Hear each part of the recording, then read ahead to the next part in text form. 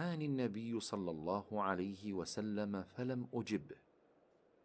قلت: يا رسول الله، إني كنت أصلي. قال: ألم يقل الله: استجيبوا لله وللرسول إذا دعاكم؟ ثم قال: ألا أعلمك أعظم سورة في القرآن قبل أن تخرج من المسجد؟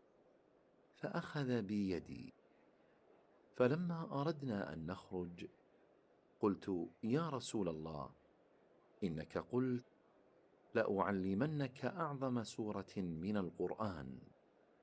قال: الحمد لله رب العالمين، هي السبع المثاني والقرآن العظيم الذي أوتيته. رواه البخاري. عن أبي هريرة